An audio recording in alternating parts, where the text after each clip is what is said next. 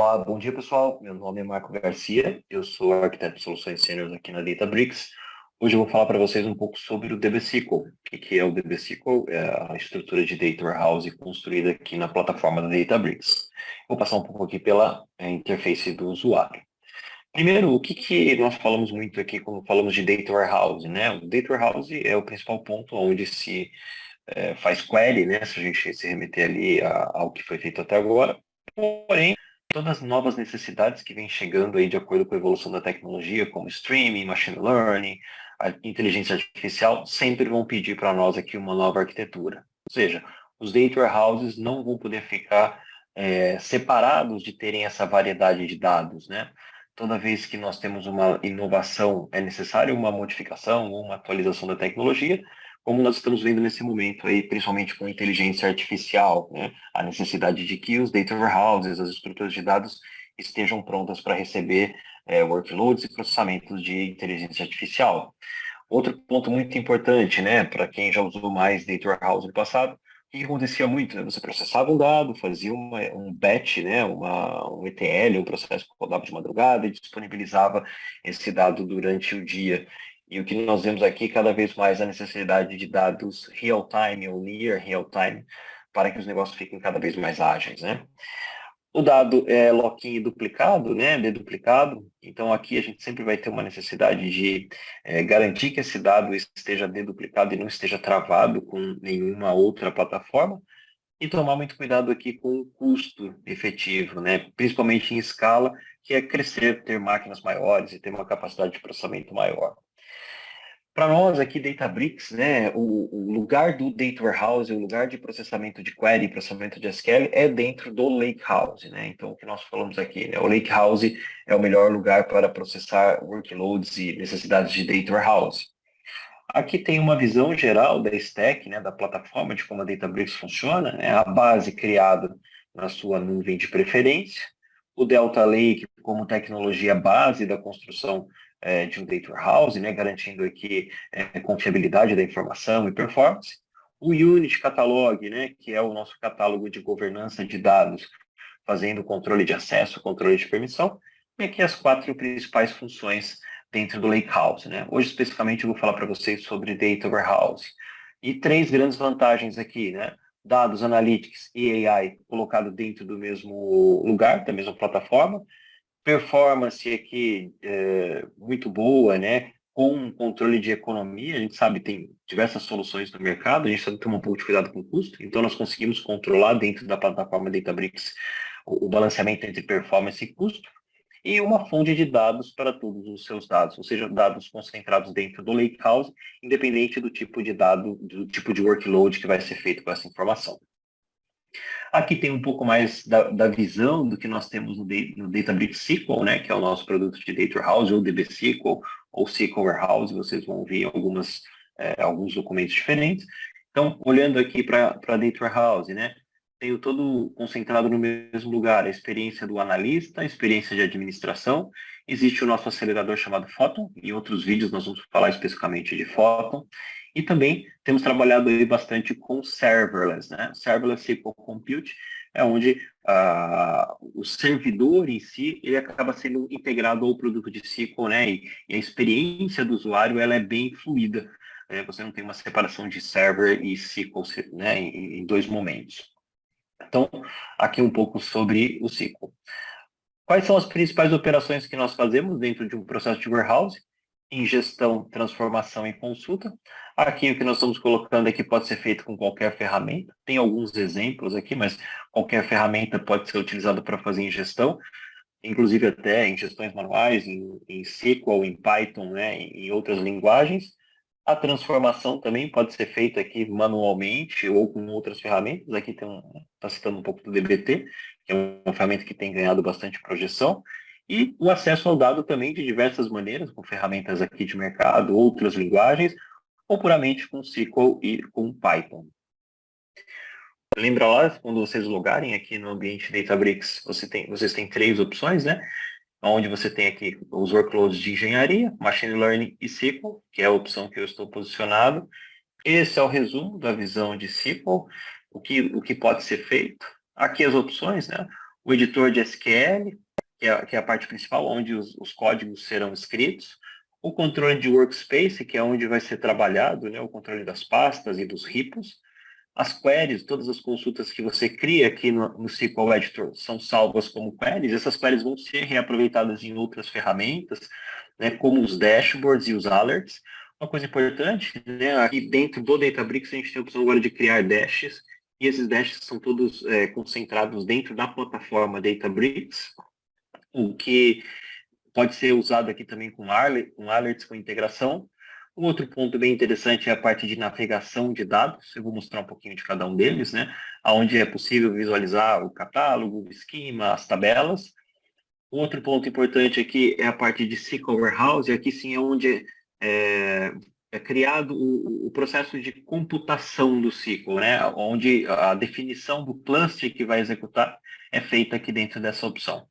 Então, se eu passar aqui pelo SQL Editor, se vocês olharem, é um editor de query, parecido com outros editores de query, onde você pode filtrar aqui as tabelas que você tem ou que você vai utilizar de dentro do seu warehouse, de dentro da sua necessidade de negócio. Tem uma query já minha criada aqui, mas se não, você pode criar uma nova query e editar e trabalhar com essas queries. Lembrando aqui, né, aquela parte que eu falei, a parte computacional, você escolhe o cluster que vai ser utilizado. Isso é muito bom para a definição da empresa. Você pode ter clusters de diferentes tamanhos para áreas diferentes da empresa ou para workloads diferentes, controlando melhor o custo e como isso vai ser feito depois na hora de você fazer fechamento de custeio, né, e cruzar isso com as despesas por área e entre outras possibilidades, tá? As queries aqui tem algumas opções, salvar, schedular uma query, né? Aí onde eu determino aqui um refresh para essa query ser executada. E eu também posso ter um share, aqui onde eu compartilho as minhas queries, né? Lembrando bem aqui, é um compartilhamento, seja de usuário, seja de grupo, né? Eu tenho algumas possibilidades aqui de compartilhar minha query com outras áreas de negócio, com outras pessoas dentro da minha empresa. Aqui, o Workspace, onde eu havia falado, é o ambiente de trabalho, né? Lembrando sempre que quando eu falo de workspace, você pode trabalhar com as suas queries salvas dentro do seu ambiente, do seu usuário, ou as queries compartilhadas, como nós vimos aqui na etapa anterior. Uma outra possibilidade é trabalhar com um repo, né? A gente tem um repositório conectado a um GitHub, onde você salva os seus objetos, empurra os objetos para fazer um controle de versão. E depois aqui um trashzinho, caso você apague, né? E possa recuperar depois, acho que é bem importante. As queries já salvas, elas caem aqui dentro de um painel. Aqui vocês vão ver diversas queries, que são as queries que eu tenho acesso, mas algumas possibilidades, né? Quero ver somente as minhas queries, quero ver aqui os favoritos, né? Aqui existe uma possibilidade também das queries compartilhadas, né? Quando eu dou o all query, são todas as queries que eu estou vendo. Posso vir aqui criar uma nova query. Ele vai voltar e abrir de novo o SQL Editor para que eu crie uma query, salve essa query. Aqui ele vai trazer os meus bancos de dados, aquilo que eu tenho disponível. Aqui ele vai trazer todos os catálogos, né? Eu vou mostrar depois a navegação de catálogo e database, mas aí sim eu estou pronto para criar as minhas queries. Os dashboards, então, existe uma possibilidade aqui dentro do Databricks de se criar dashboards. Então, são dashboards parecidos com outras ferramentas, né? Vocês já devem ter visto isso em alguma outra ferramenta de BI, em alguma outra ferramenta de construção de dashboards. Algumas possibilidades também, compartilhamento, schedule. Depois acho que a gente vai ter um outro vídeo específico sobre os dashboards, tá? Mas eu queria dar uma visão geral aqui para vocês. Esses dashes, eles são baseados nas queries que foram salvas aqui e outras implementações que podem ser feitas, né? Como filtros e parâmetros. Os alertas têm uma estrutura parecida com os dashes, né? Normalmente um alerta aqui, vou pegar um alerta que seja meu, não tenho nenhum, vou pegar um alerta de outra pessoa, só para mostrar para vocês. Porém, aqui, os alertas, eles têm uma estrutura onde você pode ter uma trigger condition, que é uma condição de disparo, onde você pode ter que definir como é que vai ser feita a notificação, o refresh desse alerta e qual é o recurso computacional que está atrelado a ele. Tá? Também teremos outros vídeos aí específicos sobre os alertas. Aqui tem uma parte bem interessante, bem poderosa quando a gente fala de warehouse, quando a gente fala de acesso ao dado, que é a parte onde eu vou mostrar a divisão de catálogo, né? Lembrando sempre aqui dentro do Databricks, quando a gente está falando aqui nessa divisão específica, a gente está falando que os dados estão utilizando o Unit Catalog, que é o nosso catálogo de governança. Aqui nós temos algumas possibilidades, né? Então, mas normalmente que nós temos dentro do Unity uma visão de catálogo e os esquemas de dados que vão ser colocados, tá? Então aqui um esquema que vai estar colocado aqui é o esquema de information, né? O esquema básico de cada um dos catálogos. Você pode vir aqui e visualizar as possibilidades que esses catálogos têm. E lembrando que aqui também voltamos a ter aquela visão de three-level catalog, né? Eu tenho catálogo, depois no segundo momento eu tenho o schema database, e no terceiro momento eu tenho o objeto, que acabam sendo as tabelas, views ou funções, né? Aqui desse lado eu tenho uma tabela que eu selecionei, ele vai mostrar aqui as colunas, a tabela. Se eu vim aqui em sample data, ele vai trazer uma amostra desse dado. Details, aí são as informações específicas dessas tabelas, né?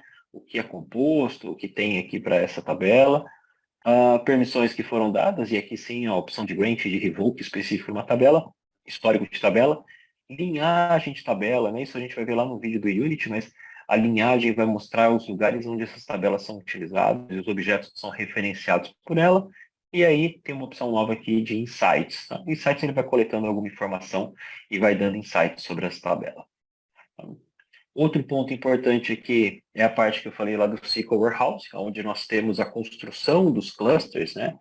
E aí sim, aqui eu posso criar os meus clusters.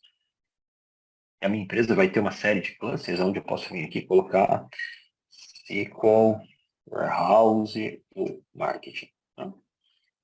E aí sim nós determinamos o tamanho do cluster que vai ser feito, as opções aqui de criação, né, o auto-stop e inatividade ou não, o escalonamento, quantas máquinas ou qual conjunto de clusters eu vou abrir, dizendo que eu quero no mínimo um, no máximo 4 conjuntos aqui de máquinas para serem rodados.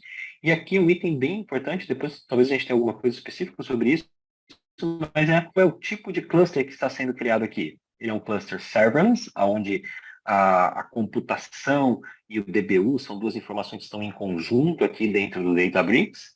Ele tem duas categorias de cluster, uma Classic e uma Pro, que tem uma série de features ali diferenciados. Tá? Depois eu vou passar especificamente sobre isso. No Advanced Options tem a possibilidade de criar tags muito comuns aqui, muitas vezes é o tagueamento do cluster para um centro de custo específico da empresa de vocês, né, onde você pode ter aqui uma separação depois para a FinOps fazer algo bem granular, né? Ou o departamento, como eu falei, né? Por exemplo. Tá? Mas pensem sempre que é bem fácil de criar novas tags aqui. Se esse cluster vai usar o Unity Catalog sim ou não, e aqui o channel que ele vai colocar, que são features novas aqui que podem ser colocadas ou não para ele. A partir que eu der create, ele vai criar essa estrutura de cluster e ela está lá disponível para ser utilizada. Aqui tem um item bem legal, que é o Query History. O Query History vai mostrar o histórico de todas as queries que foram rodadas por aqui. Legal do Query History, você consegue vir aqui, rodar, abrir uma query, entender como que a query se comportou no plano de execução dela, né? O que ela demorou, o tempo, e aí em cada uma das etapas, né? Quanto tempo demorou. E aí sim, aqui também tem uma outra visão bem interessante, que é o Query Profiler, né? Eu vou olhar aqui no Query Profiler, exatamente. Aqui essa query talvez não tenha tantos itens, mas se eu olhar aqui no Preview, ele pode abrir aqui, essa query só tem uma etapa, mas ela pode abrir várias etapas de como esse plano de execução foi resolvido para que essa query seja entregue ali para a camada final dos usuários. Tá? Pessoal, é uma visão geral aqui do DB5. Tem uma outra parte importante aqui também, para quem já está trabalhando com a nova User Interface. Aqui nessa nova User Interface a gente tem a possibilidade de habilitar, e aí sim, essa régua aqui do lado ela vai mudar um pouco, mas o que vocês vão ver basicamente são as funções de SQL estarão concentradas aqui nessa aba SQL e desaparece aquela a função inicial de você ter as três opções. Tá? Então, é mais ou menos isso que eu queria mostrar para vocês. Muito obrigado.